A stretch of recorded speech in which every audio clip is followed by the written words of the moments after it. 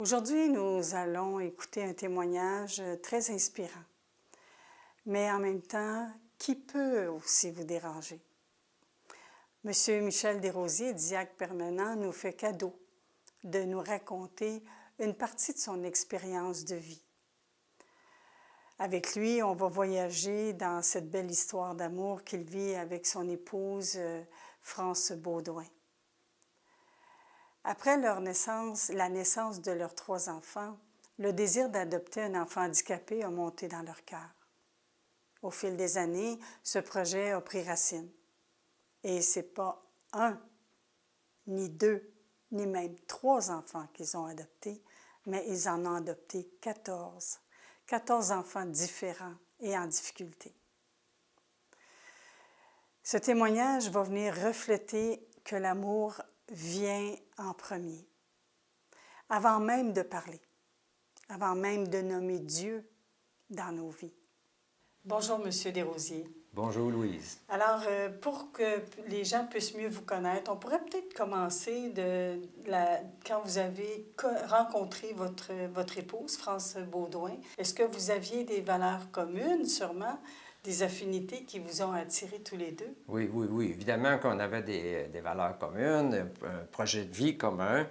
Puis, on voulait se marier pour vivre ce projet de vie-là. C'était le sens de notre mariage qu'on voulait chrétien. Et puis, c'était Gérard Marié qui était le prêtre célébrant. Et lui, il nous avait donné un thème. Je ne suis pas que le même seulement qu'il avait choisi. C'était le service de la vie dans l'amour. Ah. On n'a pas tout compris comme il faut tout de suite. Parce que quand on est jeune, on pense à ce qu'on vit maintenant. Mais avec les années, ça s'est précisé. Alors, ça a commencé, évidemment.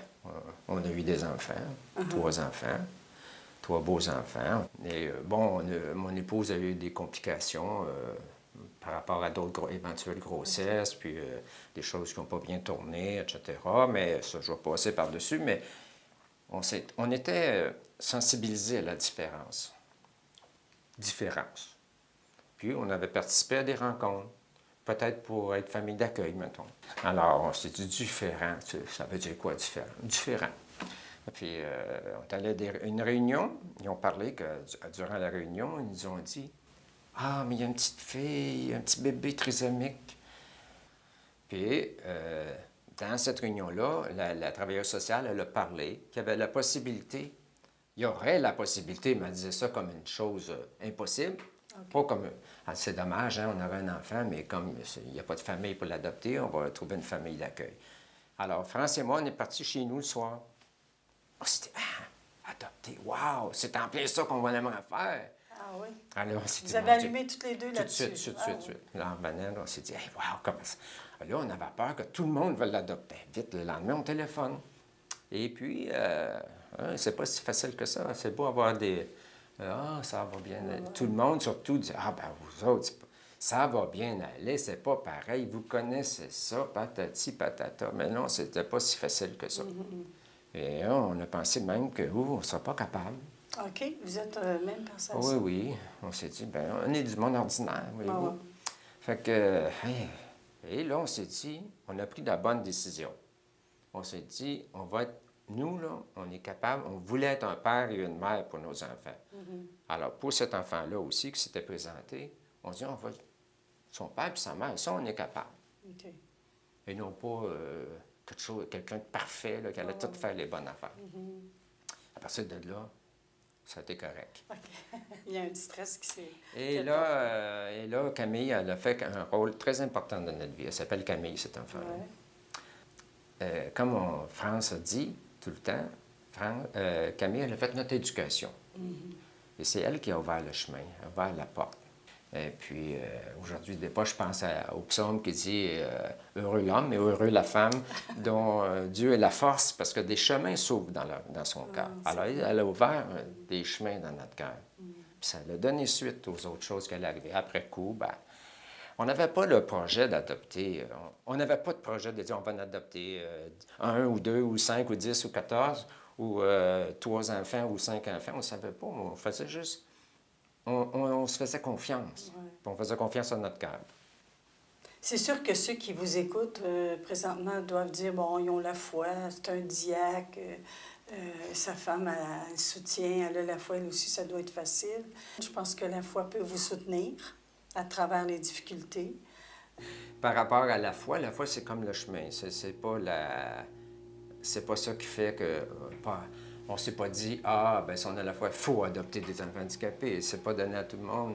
Il faut que ce soit en concordance avec ses capacités, avec son cœur, avec notre projet. Évidemment que la foi chemine, notre cœur s'agrandit, notre foi chemine, tu sais, ça marche tout ensemble. C'est pas juste un.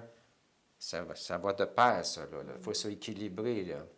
Et ça nous a fait penser qu'on s'est dit, ben là, on a entendu parler qu'il y avait un autre couple dans une autre région qui avait adopté un enfant. Ah! On s'est dit, ah, ben il faut le contacter. On l'a contacté, puis on a découvert une autre famille dans une autre région. OK. Et là, ça nous a fait germer l'idée de, bien, il faudrait créer une association. Et on a créé une association. Et d'ailleurs, le jour de mon ordination, j'ai eu un téléphone de Monseigneur Riendo, qui était le responsable des œuvres de charité du diocèse de Montréal. Il m'appelle le matin, il dit, Michel, j'aimerais ça que tu mettes sur pied une association, ça a déjà commencé, on en avait parlé, donc lui, il était au courant de ça. Il dit, c'est toi, il faudrait qu'il l'enclenche, les démarches. Et j'ai dit oui. Le matin. Après, je t'ai ordonné, ça coïncide, tu sais, dans le fond. Ça aussi, on voit que les choses viennent comme ça. Ben, comme ça. Enfin, on fait des La choses. vie nous fait La des vie, signes. mais on répond à la vie. Tu sais, Ouais, on ne la laisse pas passer. Non, Quand non. elle passe, on dit oui. Oui, c'est Voilà, ça. c'est ça. Et puis de même, ben, ça nous a mis en contact avec des familles, ça nous a mis en contact avec des travailleuses sociales, et c'est ce qui nous a amené progressivement à adopter. Ah, ben, peut-être un autre, oui, etc. Mais il en vient. Et finalement, ben, ça s'est continué parce qu'on a des enfants qui sont venus de différentes régions du Québec. OK. Un peu partout dans Puis, le Québec. dans l'association, vous êtes combien environ? Oh, il y a une bonne centaine de familles, 100, 120 familles qui ont eux autres même déjà adopté, puis d'autres qui veulent adopter, puis d'autres qui ont des projets de... OK. Puis plusieurs, donc des enfants qui sont déjà adoptés, il y en a déjà plus de 200. Là, je n'ai malheureusement pas pris le chiffre exact, là, mais déjà, quand on y pense, C'est quand même beaucoup. Là. tous des enfants qui ont des problématiques spéciales, il ne faut pas oui. oublier ça, c'est quelque chose. Ouais. Vos enfants biologiques ont vécu cette adoption-là qui se faisait quand même... Oui, j'y pense souvent parce que c'est quand même quelque chose à le faire vivre. Hein? Mais la première, Camille, qu'on a parlé tantôt, s'inscrivait naturellement. Pour eux autres, c'était comme le petit sœur avec qui ils jouaient, là, qui faisait la poupée, parce qu'ils se suivaient toutes de 2 ans. OK. Donc, c'était la dernière, mais tu sais, je sais pas, moi, il y avait 1 an, 3 ans, 5 ans, 7 ans, mettons. Alors, ça faisait comme un autre petit, une personne avec qui jouer, puis il la mettait dans une poussette, puis il se promenait avec. Puis, tu sais, donc, pour eux autres, ils disent encore aujourd'hui, ben nous autres, on ne la trouvait pas handicapée, là. C'est notre petite sœur, point. Ben oui. Voilà. Puis ça a été de même... Oui, bien, ça n'a pas toujours été rose. Et des fois que c'était difficile, parce qu'il y a des enfants qui avaient des gros problèmes. Donc, surtout, là, mettons, comme des problèmes de comportement.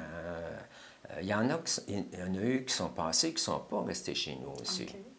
Il y en a 14. Dans le fond, il fallait que l'enfant aussi nous dise oui, d'une certaine façon. Vous savez, il fallait qu'ils disent soit parce qu'il était... Même ceux qui ne parlaient pas, parce qu'on a des enfants qui ne parlent pas, qui doivent être soignés, qui doivent être changés, qui doivent être nourris à cuillère ou gavés, ou qui exigent de grands soins.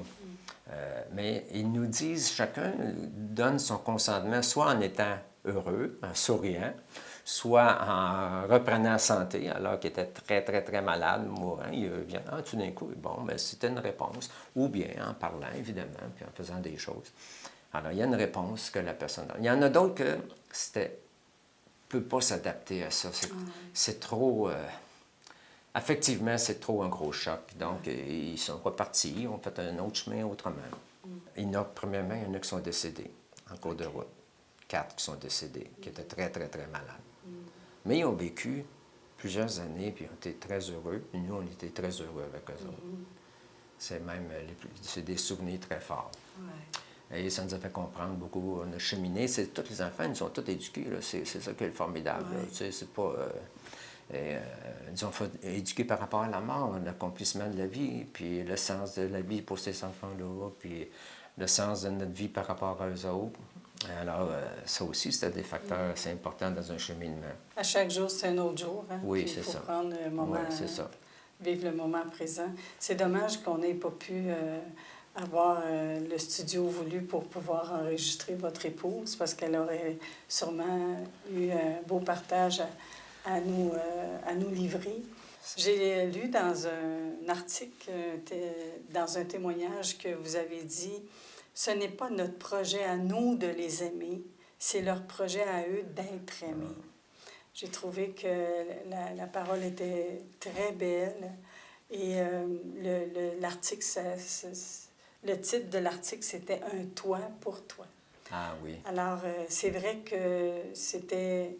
Oui, vous avez dit oui à ce projet d'amour-là, mais qu'avant tout, eux avaient le projet de se faire aimer comme ils étaient. Et c'est ce que vous avez essayé de faire. Je pense que vous essayez encore de faire. Puis, je vous remercie, M. Desrosiers, d'avoir pu nous donner ce temps-là. Ça fait plaisir. Et on va vous souhaiter une bonne continuité avec tous vos enfants. Bien, merci beaucoup. Parce que c'est quand même beaucoup d'amour, beaucoup de dons, beaucoup de générosité, mais que vous recevez aussi en échange beaucoup. Oui. On reçoit au centuple, mais il faut d'abord donner. Oui. Merci beaucoup.